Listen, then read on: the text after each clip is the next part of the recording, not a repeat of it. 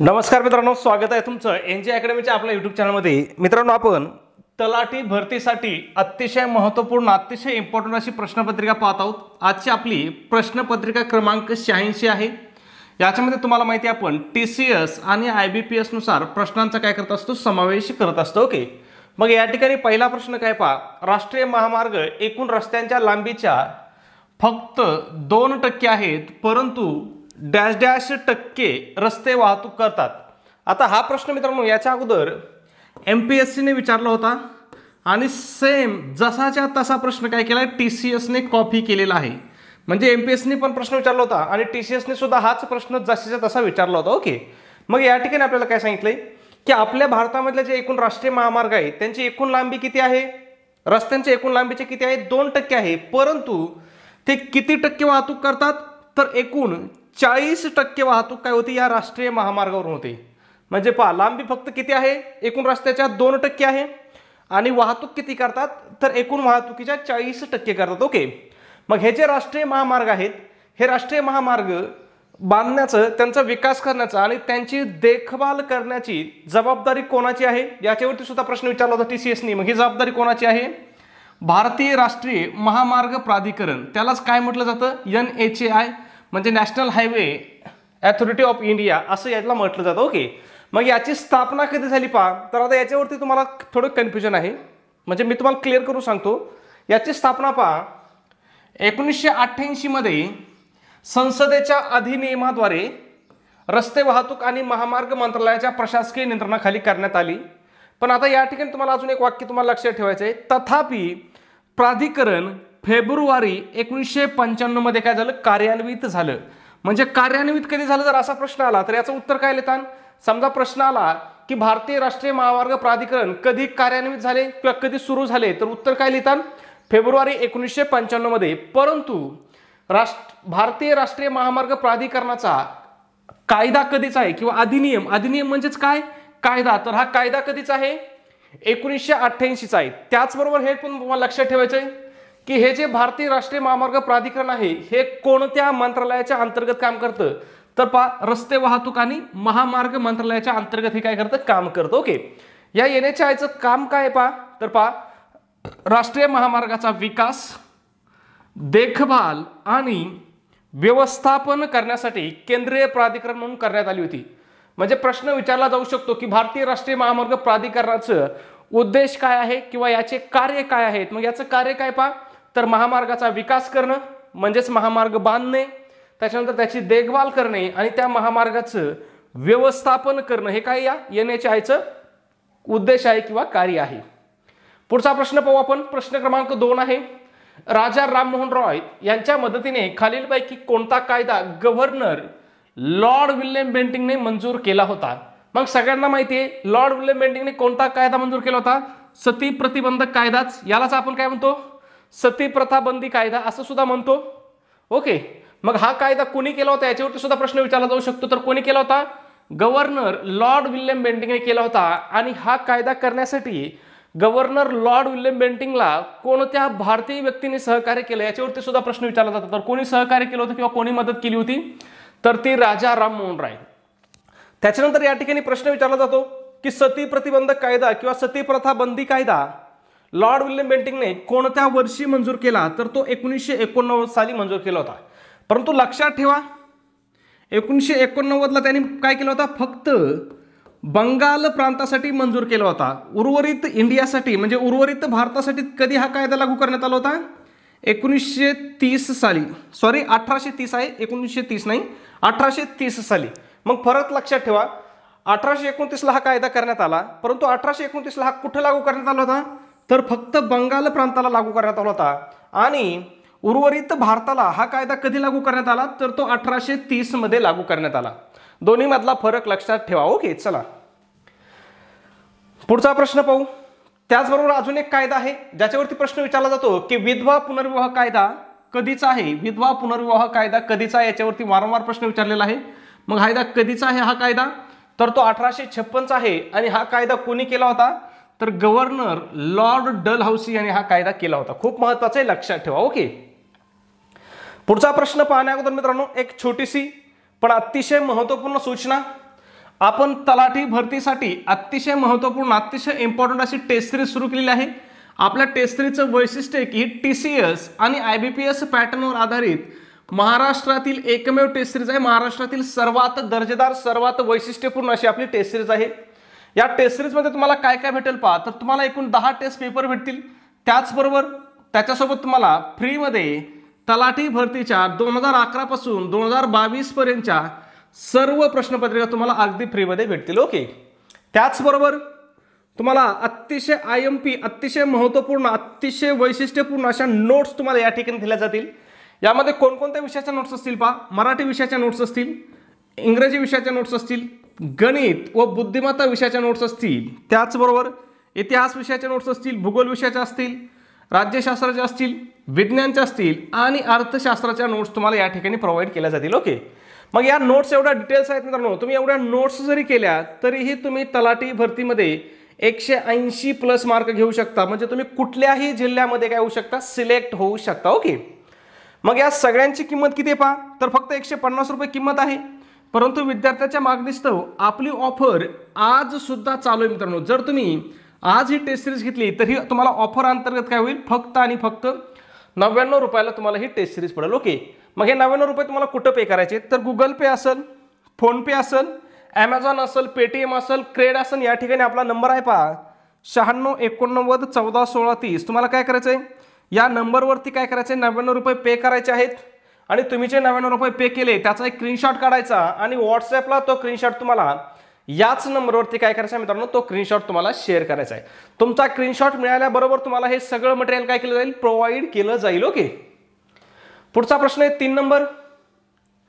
केंद्रीय अर्थसंकल्प 2021-22 मध्ये घोषित केलेल्या देशातील पायाभूत सुविधा प्रकल्पांना निधी पुरवण्यासाठी नवीन DFI ला डॅश डॅश एवढे प्रारंभिक भांडवल गुंतवण्यास मंजुरी देण्यात आली आहे। मग नवीन DFI ला 20,000 कोटी एवढं प्रारंभिक भांडवल गुंतवण्यास मंजुरी देण्यात आलेली आहे। कशानुसार, तर 2021-22च्या केंद्रीय अर्थसंकल्पानुसार। ओके, प्रश्न रिपीट होऊ शकतो जशाच्या तसा।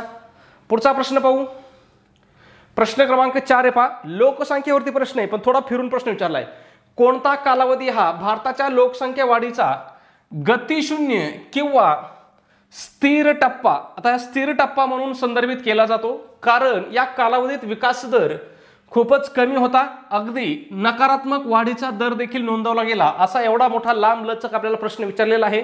परंतु याच्यामध्ये जर तुम्ही एकच शब्द हायलाइट केला असेल तर तुमचा प्रश्न लगेच बरोबर आला असता। कोणता, लोकसंख्या वाढीचा स्थिर टप्पा। मग लोकसंख्या भारतीय लोकसंख्या वाढीचा स्थिर टप्पा कधी होता मित्रांनो, तर तो 1901 ते 1921 हा जो 20 वर्षाचा कालावधी होता, या कालावधीला काय म्हटलं जातं, भारतीय लोकसंख्या वाढीचा स्थिर टप्पा असं म्हटलं जातं। गतिशून्य कालावधी सुद्धा असं म्हटलं जातं। ओके, लक्षात ठेवा। मग या ठिकाणी तुम्हाला जे लोकसंख्या वाढीचे टप्पे आहेत हे तुम्हाला लक्षात ठेवायचे आहेत पहा।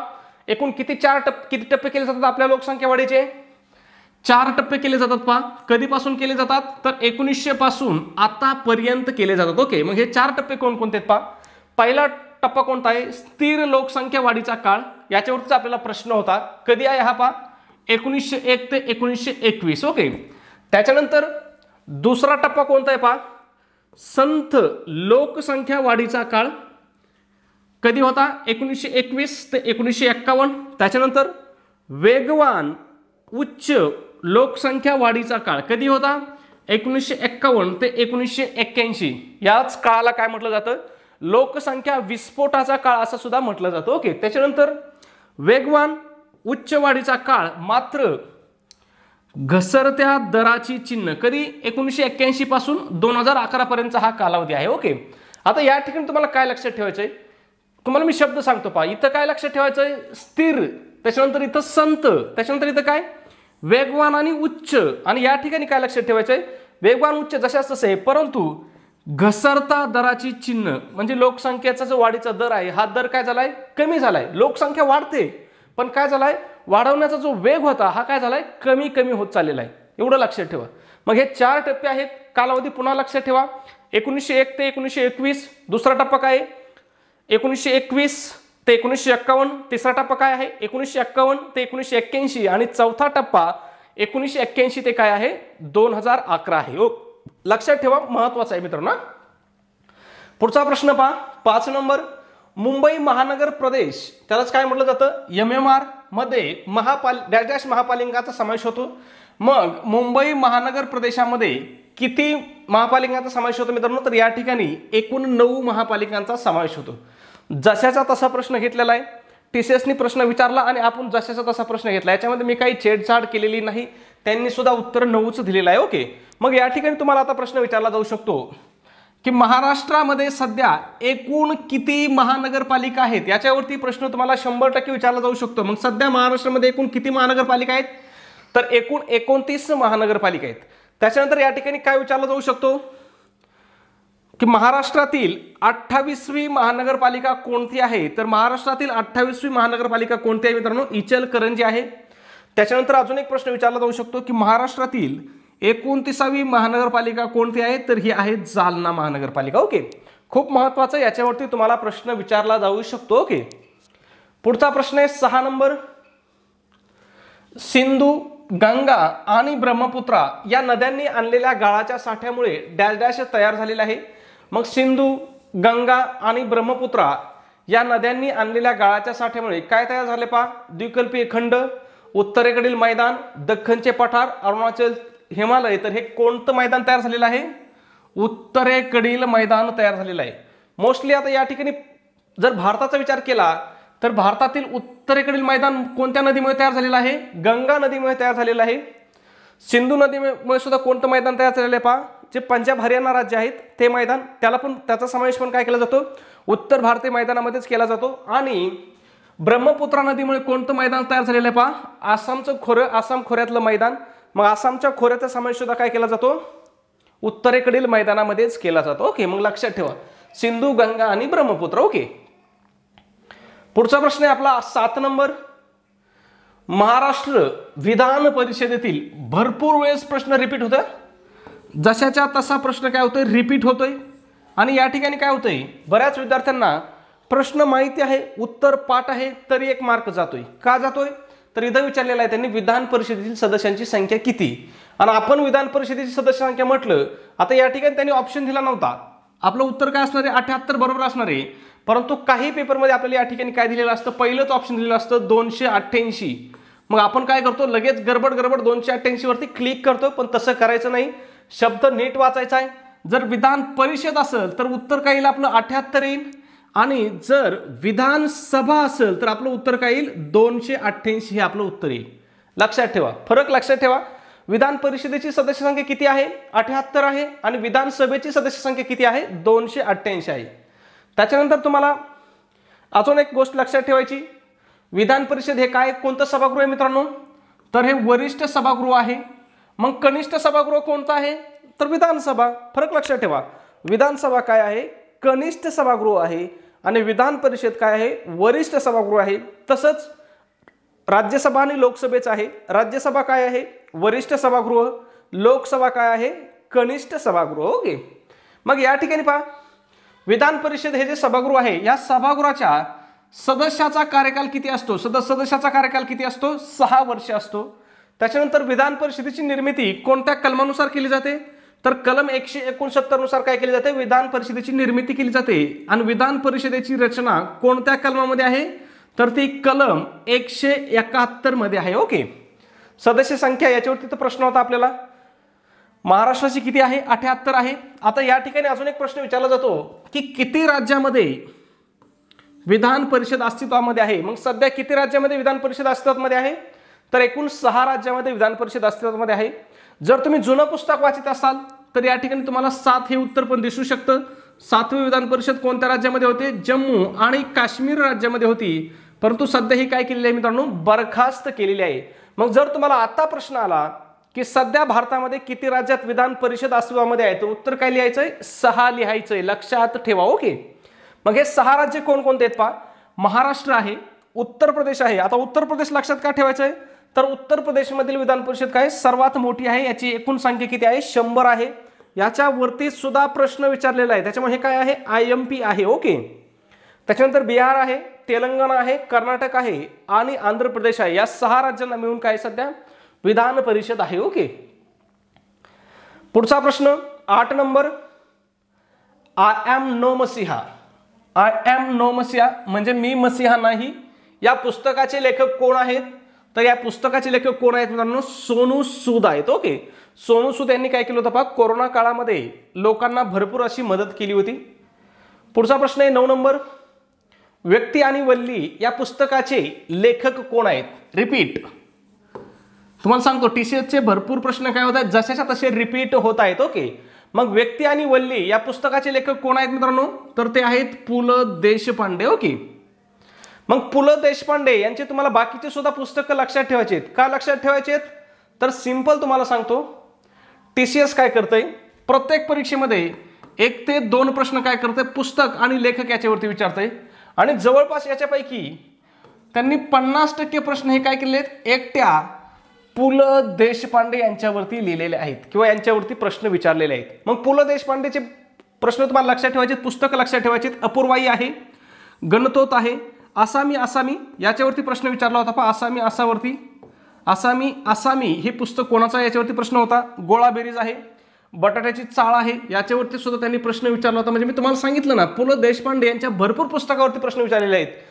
ती फुलराणी, पूर्वरंग, तुझं आहे तुझपाशी, अजून खाली आहेत ते पण तुम्हाला लक्षात ठेवायचे पहा. गाठोडं, 3 पैशांचा तमाशा आणि तुका म्हणे आता, ही सर्व पुस्तकं कोणाची आहेत? पु ल देशपांडे यांची आहेत.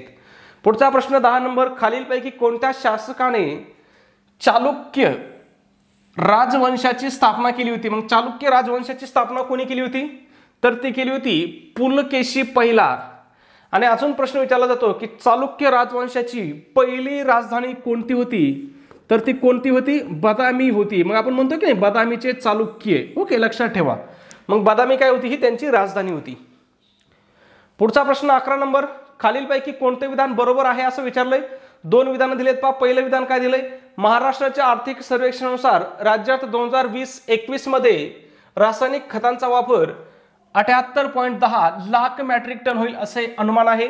पहिलं विधान बरोबर होतं.